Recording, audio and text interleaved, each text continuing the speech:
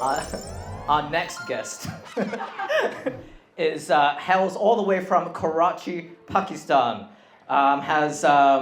Is the first ever entrepreneur and progressive future house music producer to be featured on over 10 worldwide radio broadcasts, featured on Tiesto's Clubhouse radio show, appearing internationally on top DJ broadcasts worldwide, notably for his mashups remixes, who have earned praise from artists like the Chainsmokers, Martin Garrix, and Aliso. His Americana remix has amassed 14 million views on YouTube. Guy is insane. Please give a round of applause for Razzak Noorani!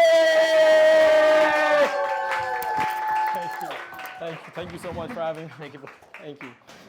Do I get This is awesome. This is so cool. This is like, I feel like I'm on the Tonight Show with Jimmy Fallon yesterday. Jimmy Fallon. Okay. All right. How's it going, everyone? Thank you all so much for being here. It's such an honor. I've been such a big fan of Just Streaming's mission for the longest time, from local spaces to global stages. It's absolutely amazing. So thank you all so much for being here. Thank you for coming out. We appreciate it.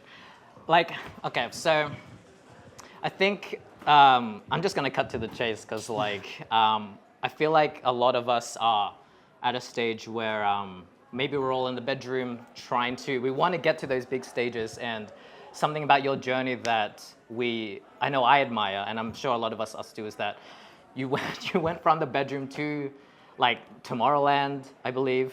The Tomorrowland team. Not yet, but you've met the Tomorrowland team. You're touring with them. So how did you land that, or those kinds of opportunities? I think it's not one moment where you land it. It's a various multitude of different things that lead up to that moment. And for me, one could say it even started with the smallest shows in Karachi in front of 0 people. I was performing in front of a completely empty crowd. No one was there, and pretending to be a headliner. I remember I'd play Tremor by Martin Garrix and try and get basically no one crazy, but act like I was headlining Tomorrowland. And it all comes from manifesting, and from those moments leading up to coming to Toronto and not knowing anyone here, trying to network, meet as many people as possible, just trying to go and get my name out there. I think that really made a huge difference. And when the word spreads, and obviously with not just the DJing, but also with the music production, I think that all of these factors sort of played into that part with me helping get that, for sure. Okay. Yeah. So what did you, practically, you went from doing a show that didn't have anybody there, and then slowly built up. So what were you doing in between to get there? Was it just what kind of networking were you doing? Was it just the shows that kind of brought those people to you? What was it for you? I'll give you the honest answer. In Karachi, I would go up to strangers. I would ask them to subscribe to my YouTube channel. And when I hit 50 subscribers, I was like, let's go. When I hit 100 subscribers, I was in disbelief. And even the ice cream man on the street, the security guards at venues, every single person going up to them, talking to them, spreading the mission and giving them positive energy, I think it comes back tenfold. And what you give out is what you get. I'm such a big believer of that, and spreading that energy and that vibe. I think that's so important. So there's no such thing as bad networking. You can go and talk to anyone, and you might learn something you might have never learned. And I think that really helped me, because a friend knew a friend who knew a friend who was booking the Tomorrowland team, and then Henri PFR was doing his Canada tour in Toronto, and then someone put my name in because they know I'm a progressive house artist. But that wouldn't have come from, obviously if I didn't put the music out there as much as possible on social media, going out there at venues, telling people about myself, and just spreading the word as much as possible. I think all of it is super important. So yeah. Okay. How do you, so, because on the previous slideshow, you were studying and doing this, and there was a third thing that I don't remember. I guess were you working? It doesn't matter. But how did you balance, because I don't know about everyone else in the room, but sometimes I struggle with should I it's like, let's say it's a Saturday night, and I'm like, should I make music or should I go out and network? Yeah.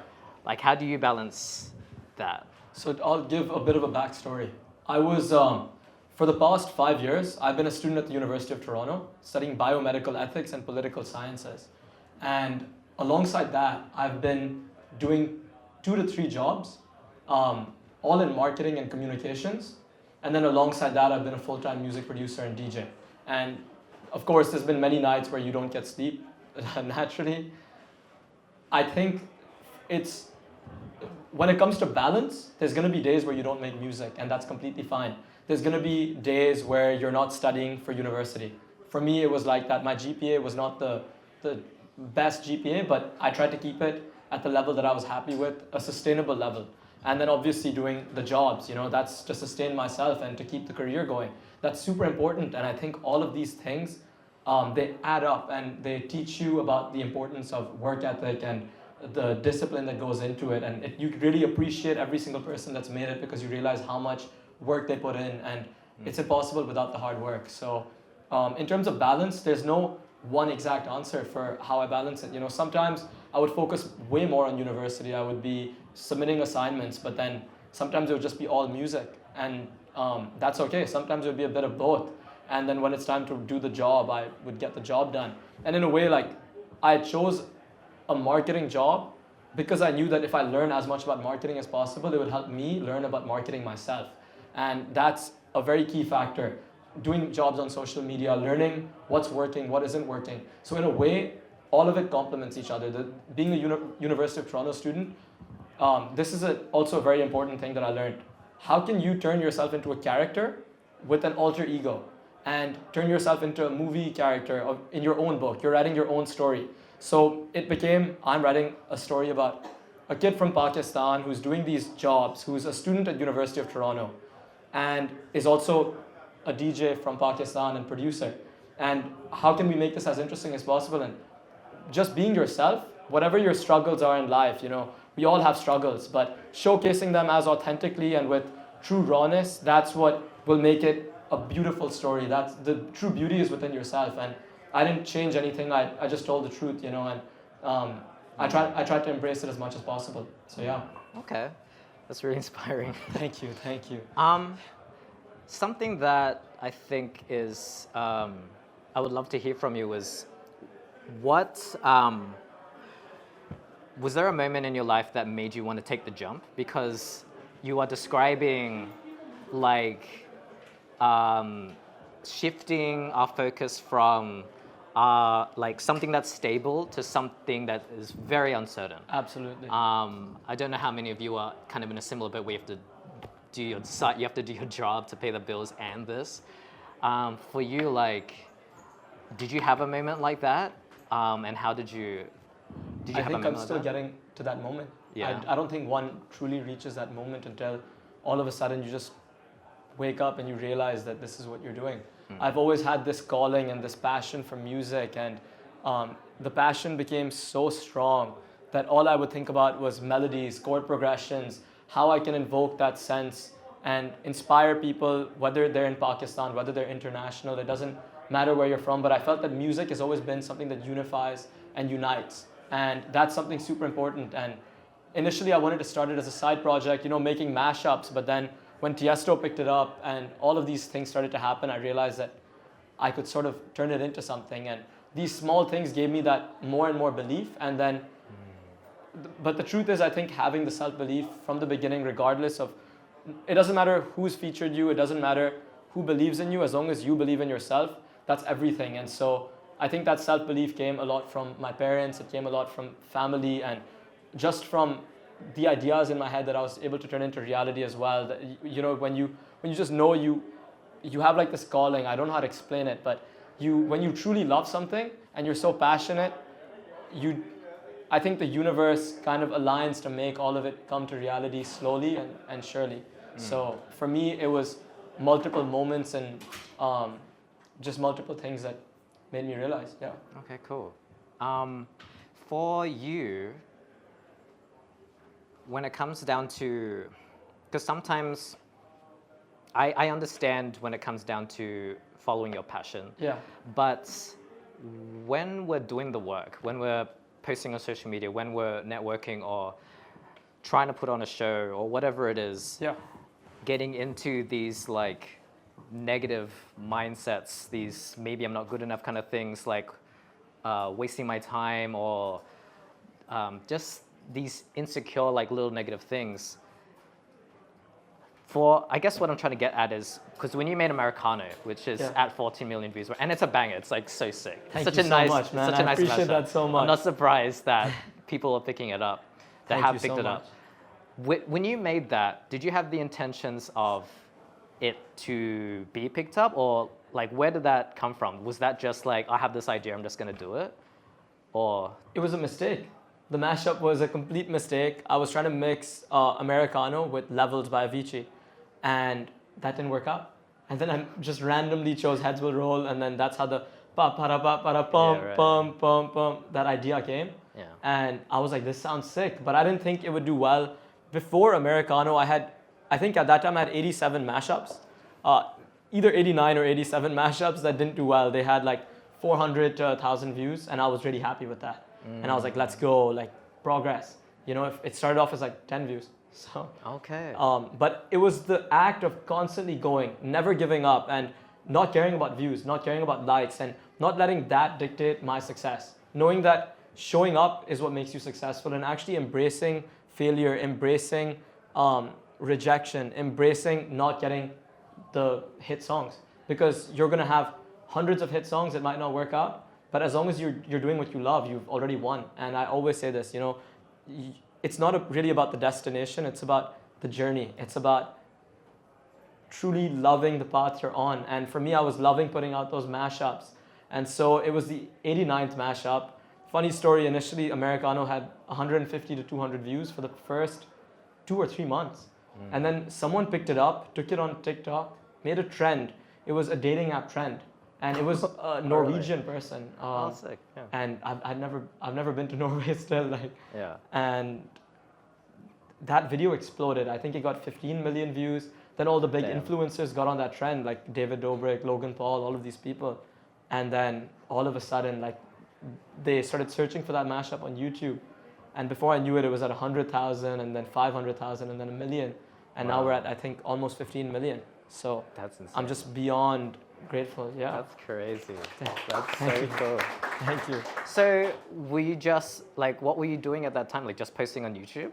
I was an A-level student. I was giving my A-levels, and I think it was COVID at that time. I believe I had just gotten into uni, and I was getting ready to go to uni.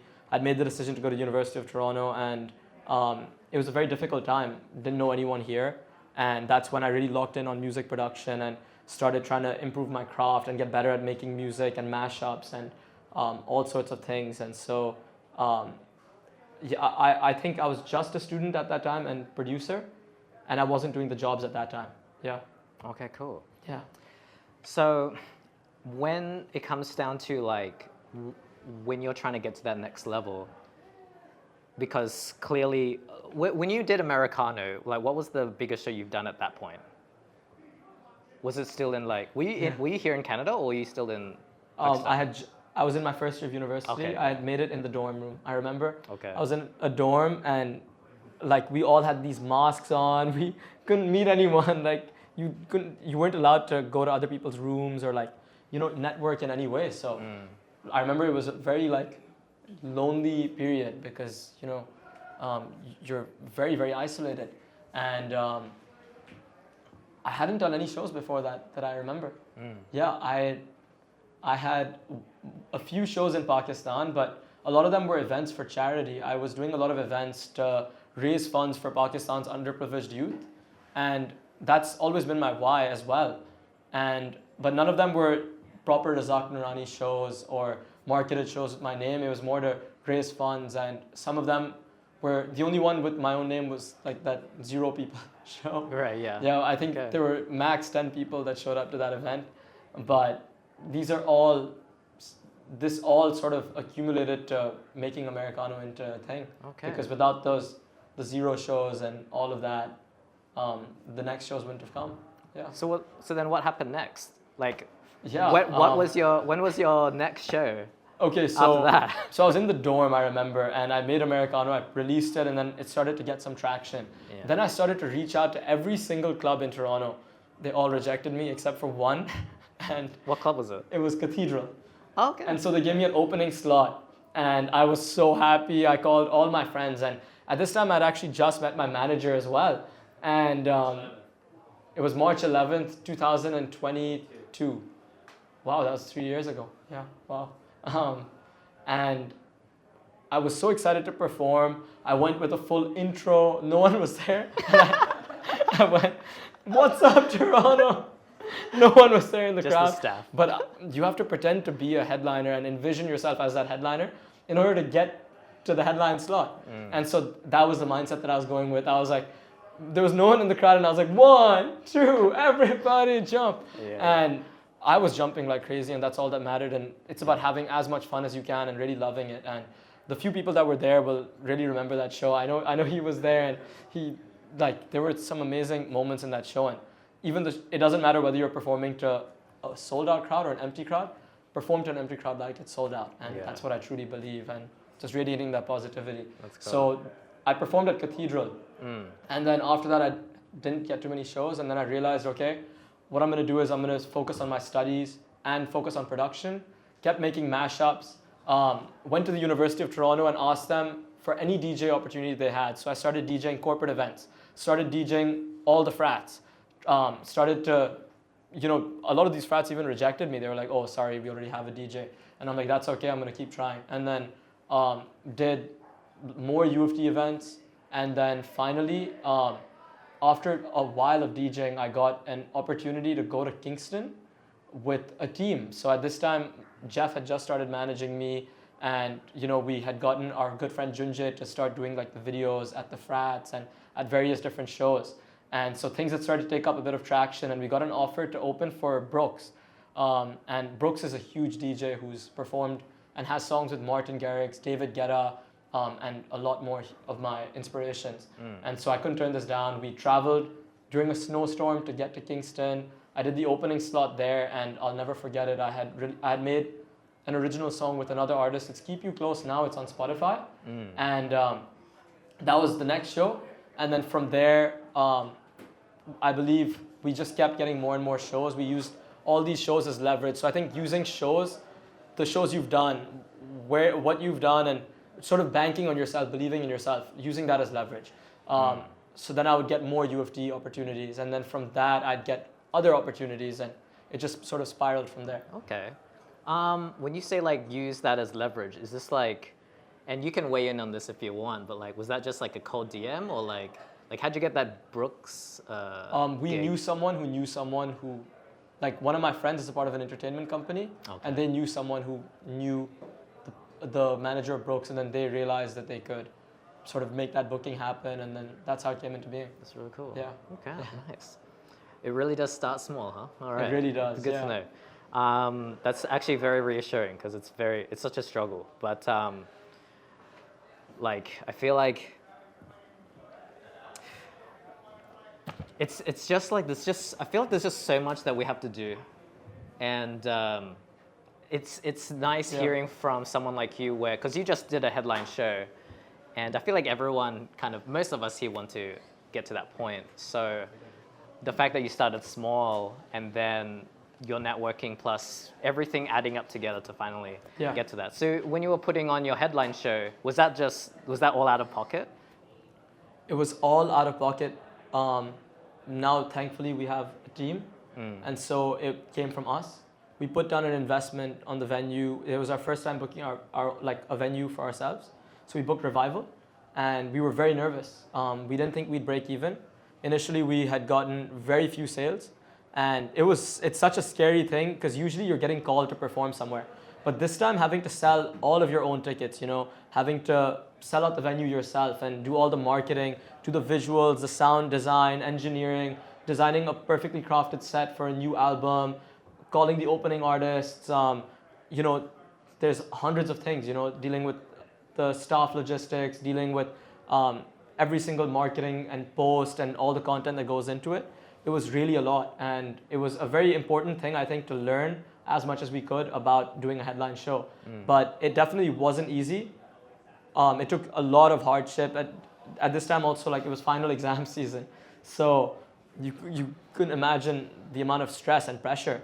But I'm very, very lucky because it's a huge thanks to like the team and every single person that believes and all the fans and everyone. You know, we sort of we sold out. It was a 300 capacity venue and we sold 320 tickets over capacity, and Nice. beyond grateful. And I think the amount of dedication and sort of putting it out there, it all really came.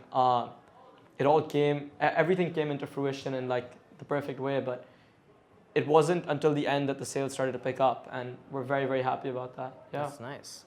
And when it came to getting your fans there, Yeah. like, where did your fans come from? Was that mostly ads, or was it just like all the work you've been doing with the shows and stuff? A lot of it is social media following. Yeah. Building up a social media following is so important. Engaging with everyone and just being yourself authentically. Talking to as many people as you can. So I think 80% of them were followers on social media, and then 20% were from ads and from opening artists and from just other places, I guess. Yeah. What's your approach with social media? Are you on TikTok, Instagram, YouTube? Yeah. I know you're on YouTube. Yeah. What's your approach with building fans through social media? So social media is now, unfortunately, because now the artist isn't just there to create art. The artist is there also to be an influencer as well, to be a public figure. Like, you'll see public figures who aren't actually artists make it bigger as artists than actual artists. And it's the unfortunate reality. And that's something I struggle with a lot, because I can't just create art. I also have to promote the art. I have to create the content behind the art. I have to sort of create these genius marketing plans that I try and come up with, and not all the time will it work. And so my approach to social media, number one, is to be as authentically myself as I can. You know, put yourself out there, but don't do it in an exhausting way, because sometimes it gets very, very tiring. Like, I get absolutely exhausted.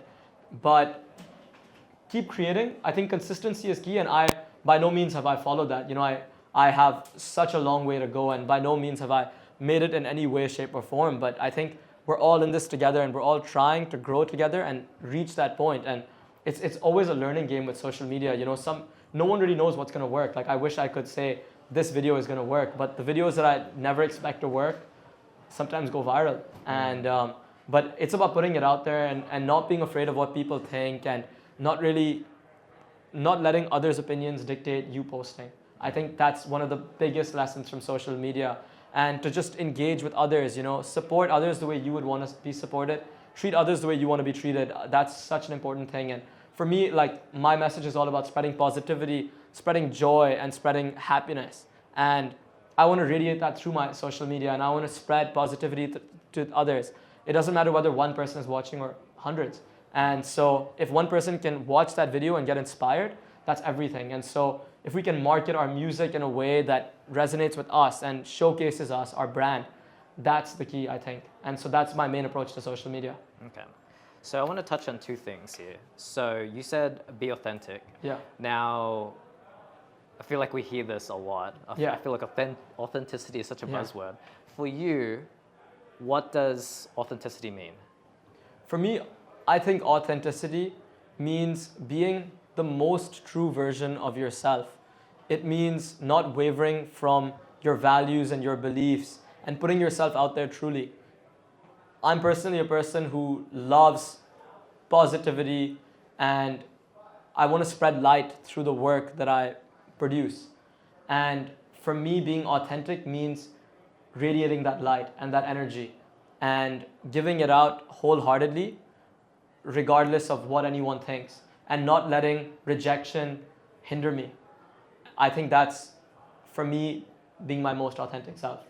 So when you mean rejection, is this external or is it also internal? It's a bit of both. Yeah. Because sometimes you feel like you haven't done enough. You want to make a better video, you want to make a better song. There's always more you can do. After the headline show, for example, I was feeling like, now what do I do?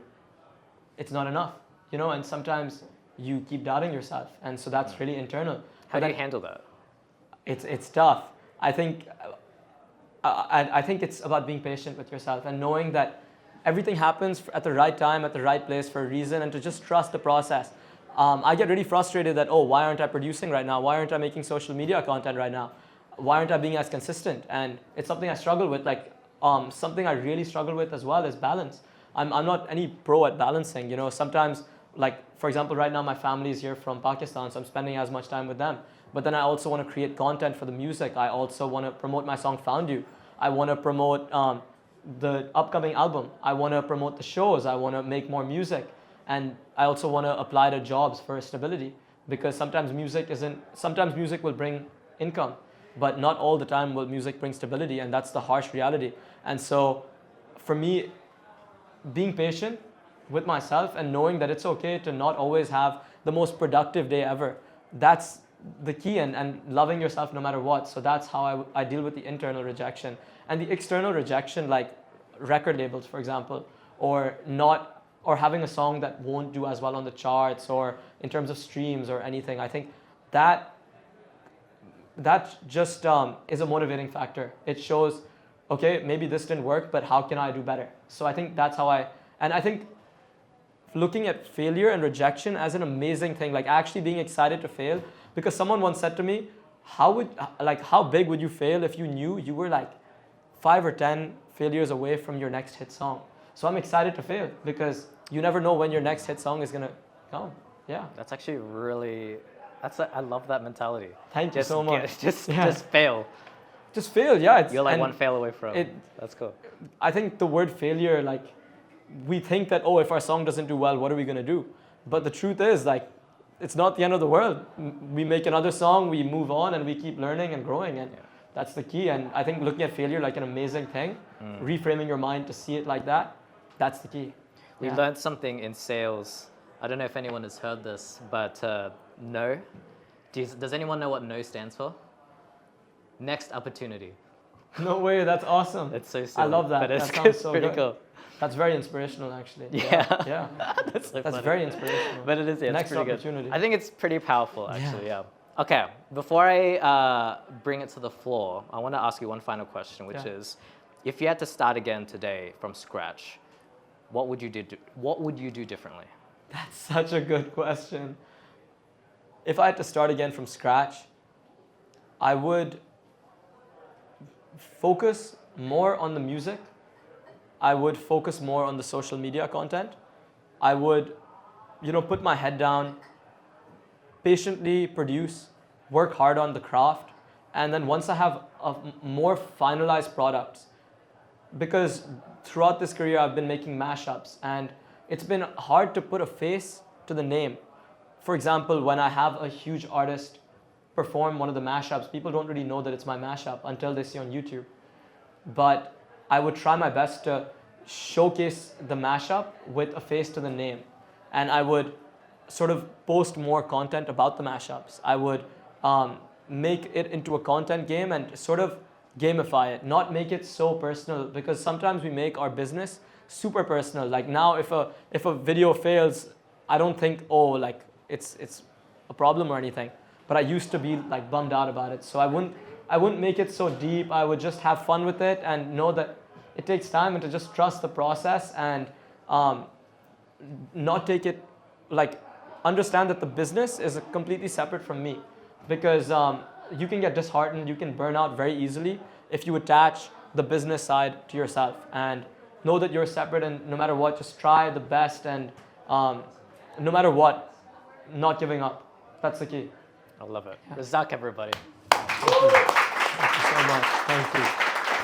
Does anyone have any questions? How do you deal with the insecurities of starting out as an artist, producer, regardless of what music you want to produce, in the financial aspect? I know you already hinted into those. Absolutely. Right? But how do you deal with you're just starting out, you're just creating music in your bedroom, right? You don't quite yet have the finances to fund the mics, Absolutely. all the Oxford, whatever it is that you need, speakers, anything. Just how do you deal with that insecurity, just personally and just financially? It's been very tough for me.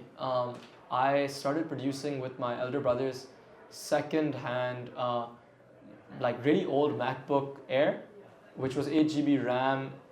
You can't produce music on it, and I was using Audacity to put like tracks underneath tracks because I couldn't, at the time I couldn't afford FL Studio. I didn't have a job or anything. I was just a kid in his bedroom making music, and it's always been, I think, I wouldn't say an insecurity for me, but I think it's there's always something else that I used to think that I would need. For example, I would think, oh, I need a Shure microphone to record the best quality vocals. And a lot of people have said this to me. But then I hear stories about like people like David Guetta and Daft Punk, and how all they use is just a laptop, and like you don't need the best mic, you don't need the best laptop. It's just not true. I used to think that all these artists had like the most top line studios with the highest quality plugins, but now I'm watching their tutorials and they're using the same plugins as me that aren't as expensive. And I think it's just, it doesn't have to do with, if the most financially successful people were the ones who like made it each time, then all the people who are the top on Spotify now, like Ed Sheeran, who used to busk, they wouldn't be at the top, would they? You know, and that's how I think, because I take their examples and I realize that if a kid like Martin Garrix, for example, in his bedroom studio could do it with just simple equipment, you know, why can't I? And I think that's a great way to deal with it. And I think also not attaching too much pressure to it, just having fun and not thinking that I need this to succeed. Because when you attach that thing that I need this Shure microphone to go and record this vocal, I'm actually recording my voice memos now on like my iPhone, and it hasn't changed. And up until like last year, I didn't even have like a monitor I just use my laptop for everything. I take it everywhere. Actually, it was like my friends who were like, get monitor speakers. I was like, no man, I'm happy with my headphones and my laptop, like, because I like going out into nature and like producing and having fun with it and going to like random cafes and producing.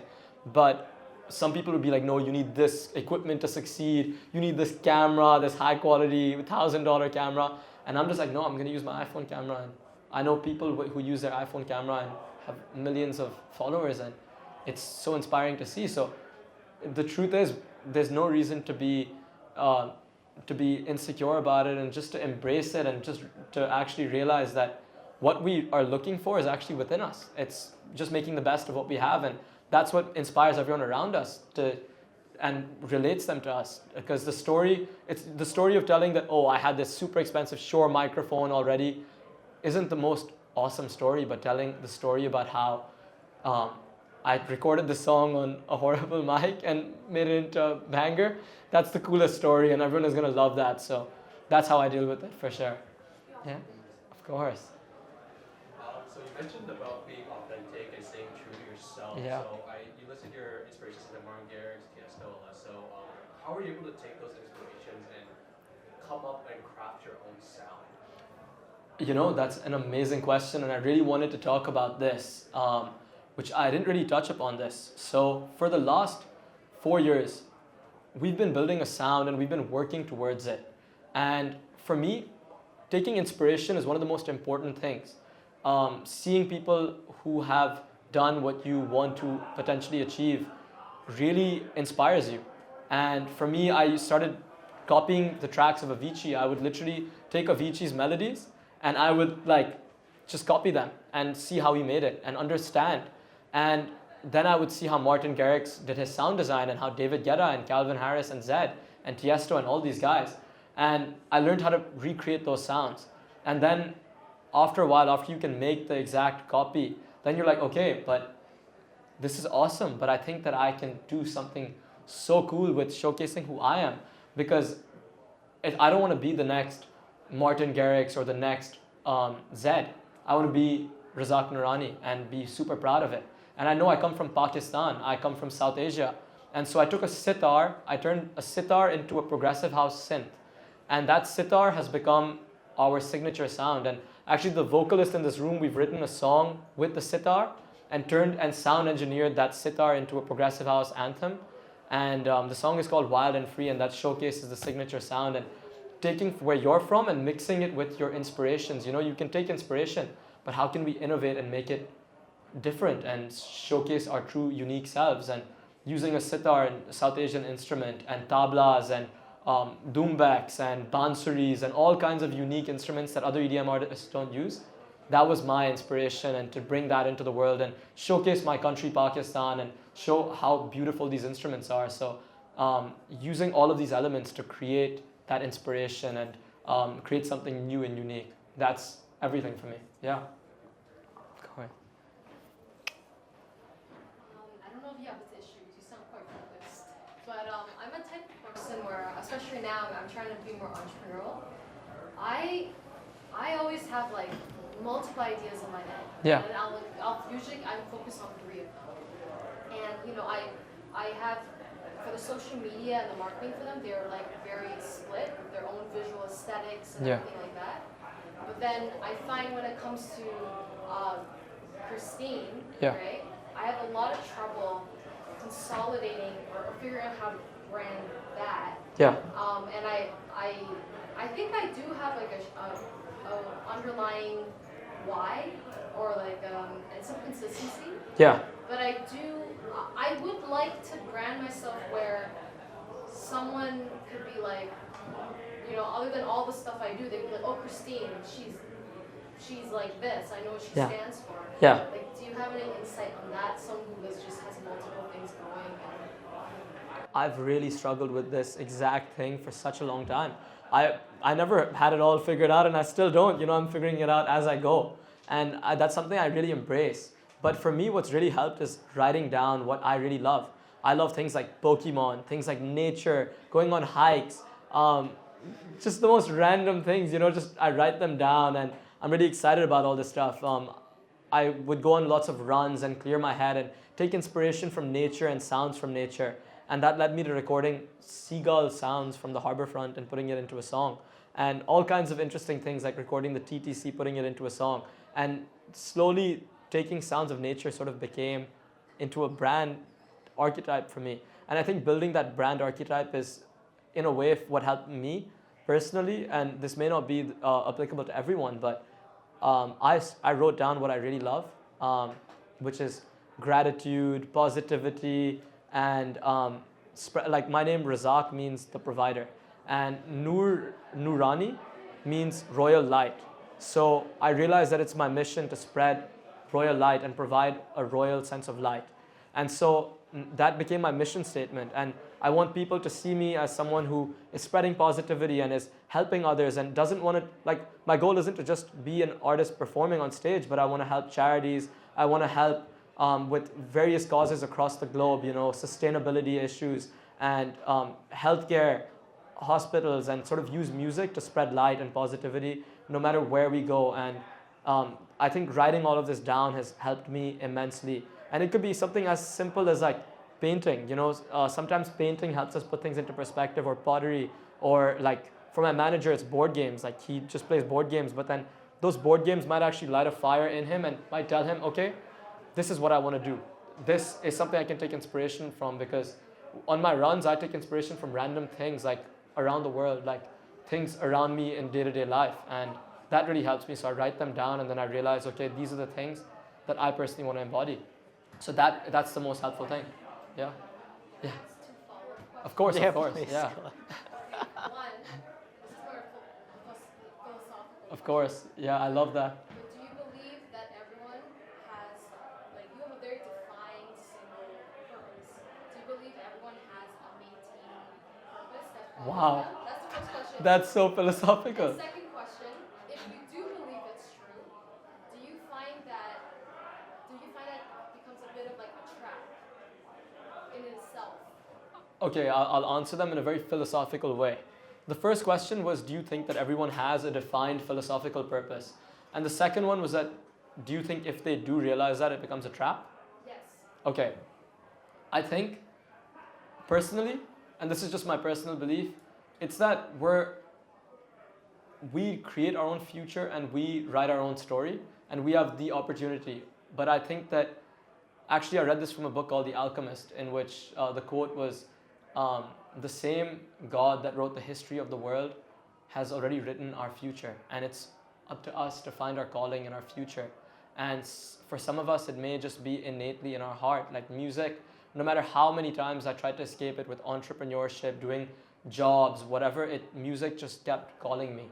And as many times as I tried to waver away from it or like not focus on it as much and focus on university, on biomedical ethics, music was always there. And so for me, I truly believe that that's my calling. But I think that everyone has their own calling, and it could be something like, for me, my true calling is to spread light, and that's what I believe. And I think for everyone, they can look at it very differently. Like for someone, their calling might be to do something great in business, to do something great in engineering, to innovate in some way. But I think that it only becomes a trap when you allow it to become a trap. And I think that comes down to the way of thinking. Because I heard this quote, some people think that, oh, why is this my calling? Why is this happening to me? But I think of it as, why is this happening for me? You know what I mean? I think it's happening for us, not to us.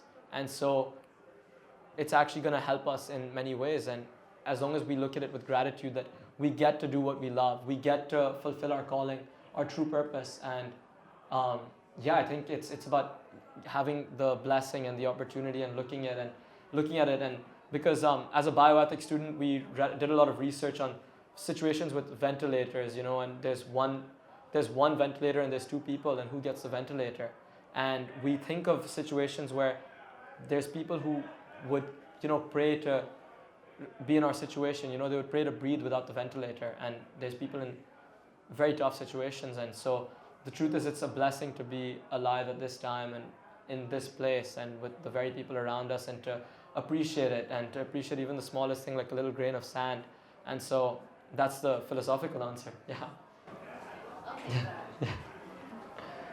I have a question. Let's go back when you first started and you released your first track. Yeah. Or original track, right? Yeah. When did you find out that you could like collect the royalties? And and like, for example, are you aware of all the royalties you can collect? Absolutely. There's radio royalties, sync royalties. Sync placements are huge. And then there's, of course, Spotify royalties from DistroKid. And then there's music that you can make for film. I've done music for a commercial, actually. I did the ad for Suzuki, the cycle company, which was really cool. And then I also got to do the podcast for the Royal Bank of Canada, which was awesome, using my music for something different than just progressive house. And I also think that, for me, I don't think it was about acquiring the royalties. For me, it was, my why was to inspire people and help people. And then once you realize that, okay, I can fulfill my why and help people, the royalties will come. It'll all fall into place. And so I don't really look at it as like, oh, I can make this much money from it or do this from it. It's more about, oh, we can inspire and spread light through it. And I realized, I think, after 2 years of being in the industry, that royalties are actually a very, very big thing. Yeah. So it's truly a passion thing for me. Yeah. Okay, great. Yeah.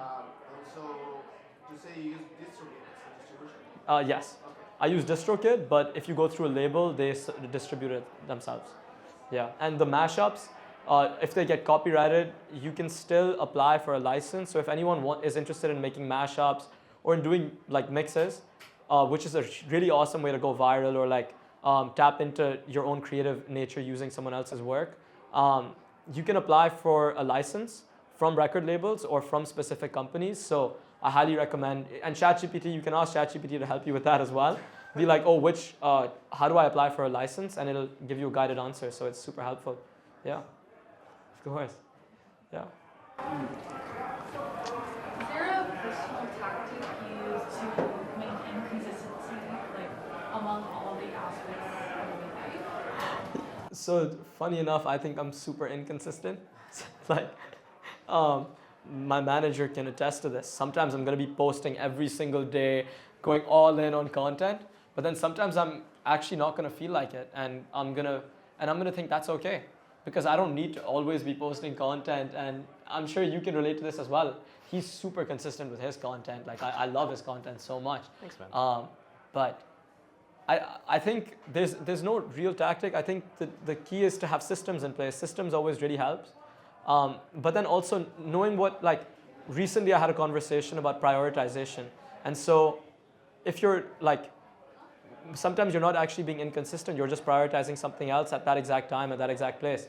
Because to say, oh, I'm going to post every single day for the next year, it might actually be unrealistic. And you're in this to love it and enjoy it. And some people think that, oh, you have to post every day to make it. But the truth is, I always say this, I think you've already made it because you're doing what you love. And that's so beautiful. You know, we're so blessed to be able to do what we love. And if we look at it from that mindset, we've shifted and we realize that you get to control the narrative. And some people think that posting every day may be consistent. But for me, maybe posting twice a week might be consistent. And learning to appreciate that I think that's also really good. Like gratitude and appreciating that, oh, I don't have to post every single day. And not like social media can be toxic in the sense that like you're always showing people's accomplishments. But the truth is, we all go through like so much struggle and hardship, and sometimes we all doubt ourselves, and you know it's completely okay. We're all going through our own set of struggles, but the key I think is to just be grateful that, because our problems are also someone else's dream, and to not put so much pressure. I think if you put so much pressure, it doesn't become as enjoyable. You don't love it as much as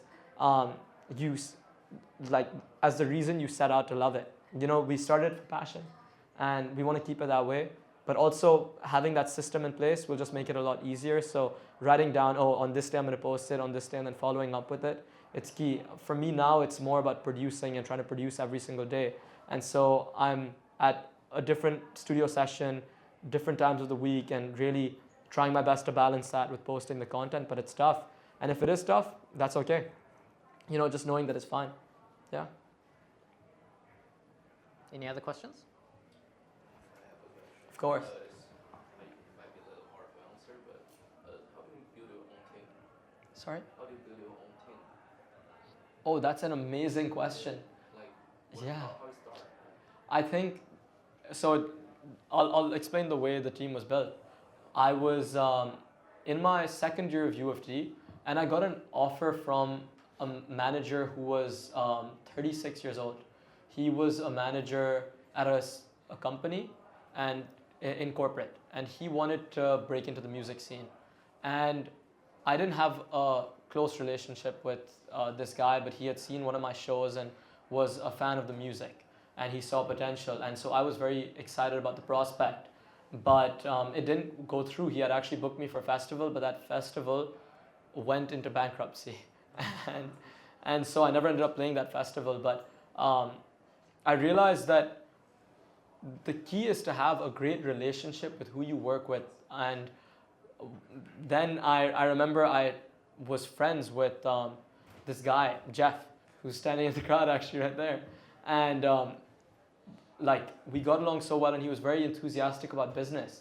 And here's the best example about, like, someone had asked earlier in the crowd about like the insecurity with regards to finances and money and all of this thing. And I thought that working with someone who doesn't know me too well, that sort of leads to them having an expectation that, oh, you're only there for finances. Like, you know, sometimes you feel like, oh, okay, it's more of a transactional thing. And you want to work with the people you love. You want to work with the people who you're close to and you're best friends with. And so Jeff was a very, very close friend of mine at the time, and he was the president of the Rotman Commerce FinTech Association. And so he knew how to manage people and work with people and work on specific marketing proposals, business campaigns, all kinds of things. And he is a big lover of EDM. And I realized that why am I like going around searching for managers who are more interested in me for money rather than growth? I think the key in this journey is to grow together and find people who you trust and truly appreciate and love deeply, and can, like, you would trust them with anything. That's the key, I think, having trust, because you don't want it to be that, oh, someone is only there for finances, and if it's not the case, they'll leave, you know? And so then I asked Jeff, and he was very, very interested in being a manager anyways, and so then that's how it ended up working out. And so Jeff and I started writing down goals, and initially he wasn't my manager, but then he got me my first booking, and then slowly he became my manager, and then we started doing bigger shows, and it got even bigger. And so then we decided to work with a videographer who was also a great friend of mine, who was very passionate and enthusiastic about videography, and his name is Junjay. And so the truth is, we don't have to go out finding something. It's already within us. We already know people who are there, and it's about embracing what you have and making the most of it and growing with the people. And we're in this journey together. I think that's amazing, you know. We're all here to bring each other up, and having that mindset is so key. They're all characters in the story you want to tell, and if I'm the character in a book, they're also characters in the book, and how are we going to tell that story?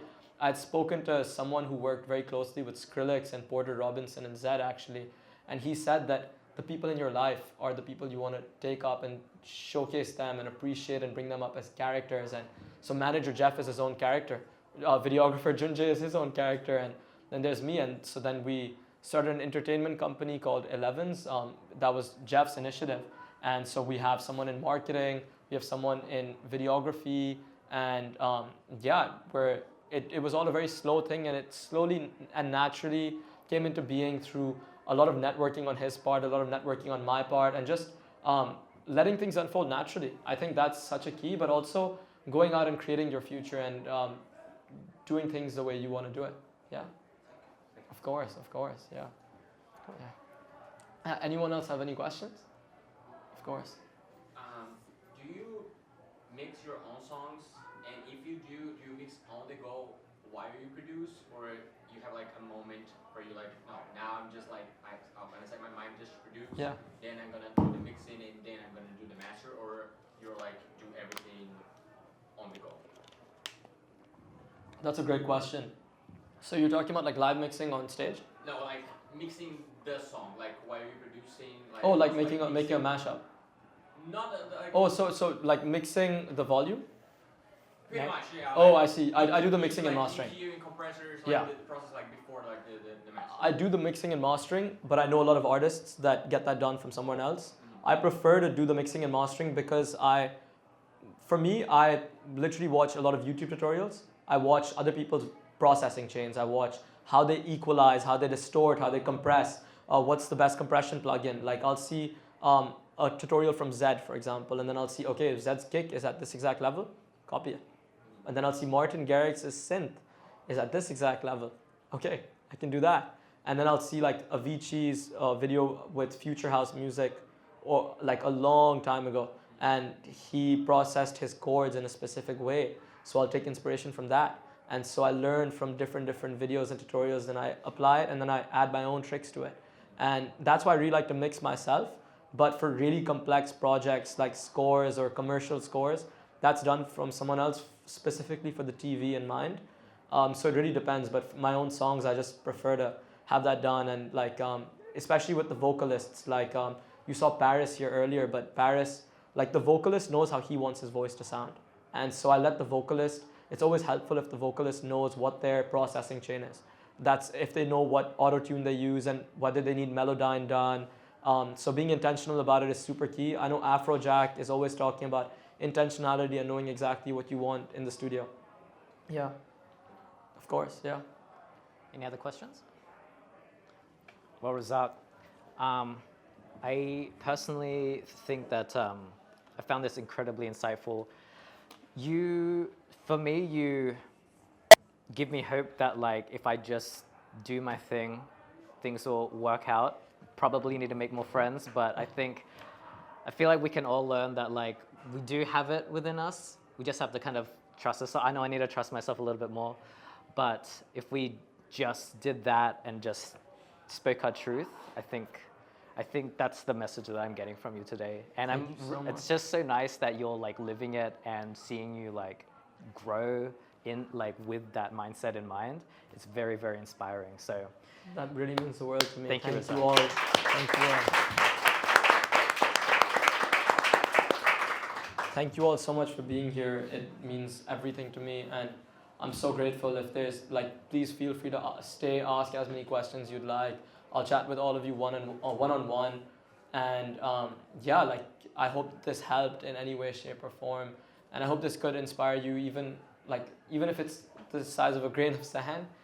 The inspiration, it means everything. So thank you, and the main message and takeaway is that we're all searching for treasure, but we forget to realize that we already have the treasure within us, and that's the key. And for For me, I would always think, oh, I need this and I need this and I need to do this. But the truth is that it was always within us. And you being the headliner or you getting to where you want to go, I think it's already within you because you see it in your head. And if you can see it and speak it, it will happen. And so just trust the process. And yeah, thank you all so much again.